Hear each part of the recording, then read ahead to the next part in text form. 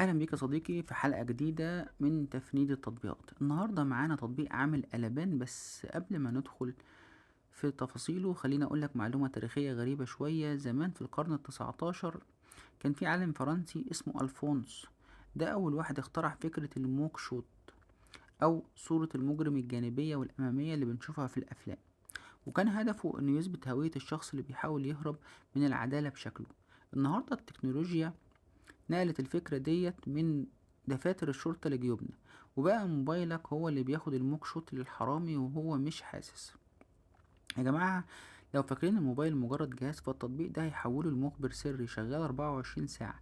تخيل ان موبايلك مش بس بيعرف مين اللي حاول يفتحه، لا ده بيبعتلك صورته ومكانه على الخريطة وصوت اللي حواليه كمان. النهاردة هقولك ليه التطبيق ده هو الكابوس لأي حد بيفكر يمد ايده على حاجتك. وهقولك في آخر الفيديو 5 عيوب قاتلة ممكن تخليك تمسحه، و5 نصايح لو عملتهم هتبقى في أمان تام. تطبيقنا النهاردة اسمه كروك كاتشر هو تاتشد. وظيفته الأساسية هي الحماية الصامتة. المشكلة اللي بيحلها هي الشك والغدر. حد سرق موبايلك، حد من وراك بيحاول يفتش في رسايلك. التطبيق ده بيستنى اللحظة اللي الشخص يدخل فيها النمط أو الباسورد غلط، وفي لمح البصر الكاميرا الأمامية بتصوره سيلفي المجرم، وتبعتلك البيانات دي فورا للإيميل. اللي بيميزه عن غيره هو السلاسة والذكاء في التعامل مع نظام الأندرويد المعقد. طيب، مناسب لمين؟ للشخص اللي بيتحرك في أماكن زحمة، أو اللي عنده فضوليين في البيت أو الشغل. طيب، مش مناسب أبدا اللي عنده أطفال ممكن يفتحوا ويقفلوا الموبايل 50 مرة غلط، ويملوا إيميلك صور ليهم وليك وانت نايم. هو سهل للمبتدئين، بس فيه تريكات محتاجة خبير. أول ما تنزله لازم تديله صلاحية مسؤول الجهاز، ديفايس ادمن، ودي اهم خطوة عشان يقدر يراقب محاولات الفتح. مش محتاج حساب مخصوص، هو بيرتبط بجوجل درايف وايميلك مباشرة. اول اعداد لازم تعمله هو تحديد عدد محاولات الفتح. نصيحة: خليها مرتين، محاولتين. عشان ايه؟ ما يصورش كل شوية، يعني من اول مرة، من اول حاجة انت تيجي تعملها لنفسك غلط، او تكتب باسورد غلط، او تيجي تحط البصمة، فيجي مصورك وبعتلك الصورة على الايميل ويملى لك الايميل على الفاضي. خليها مرتين. أول حاجة فيه هي تسجيل الصوت وتنبيه تغيير الشريحة.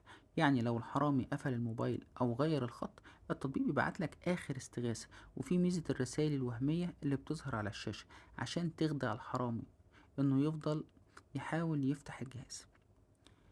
طيب، خلينا نكون صراحة بقى في العيوب بتاعته. استهلاك البطارية: تطبيق شغال في الخلفية طول الوقت، وده بياكل من البطارية بنسبة ملحوظة. صلاحيات مرعبة: انت بتديله صلاحية الكاميرا والموقع والميكروفون. لو انت بارانويك وبتحب الخصوصية بزيادة، فده هيقلقك قوي. تأخير الإشعارات: لو الموبايل مش متصل بالنت لحظة المحاولة، مش هيتبعت لك أي حاجة غير لما يفتح نت.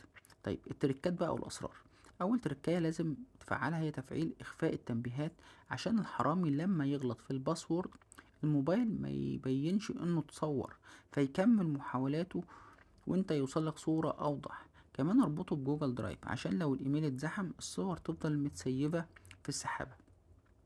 التطبيق ده مجاني، بس في نسخة البرو. النسخة المجانية فيها إعلانات ممكن تخنقك، والنسخة المدفوعة بتديك مميزات زي صوت الإنذار أو تغيير أيقونة التطبيق عشان محدش يعرف إن انت حاطه أساسا على تليفونك. خلي بالك، بعض المميزات المدفوعة ممكن تلاقيها مجانية في تطبيقات تانية، فما تدفعش غير لو محتاج التخفي التام. إساءة الاستخدام: ممكن حد يستخدمه في التجسس على شريك حياته أو أصحابه، وده بيحوله من أداة حماية لأداة اختراق خصوصية غير أخلاقية. خد بالك، لو حد طلب يمسك موبايلك ينزل لك حاجة، ممكن يكون بينزله دوت عشان يراقبك انت. عندك بدايل زي لوك ووتشد أبسط وأخف. عندك هامر سكيورتي أقعد بكتير. بس كروك كاتشر هو الوسط الذهبي بينهم، سهل الاستخدام وشكله شيك. التقييم النهائي: أكتر تعليق واخد لايكات تحت التطبيق بيقول: أنقذني من السرقة في المترو، عرفت وش الحرامي وجبته من مكانه.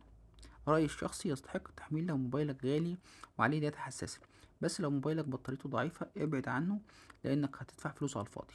شير ولايك وسبسكرايب للقناة، واكتب لي في الكومنتات لو عندك أي تعليق إيجابي أو سلبي للتطبيق عشان أثبت لك تعليقك عشان الكل يستفيد من رأيك. أشوفكم على خير في فيديو جديد. سلام.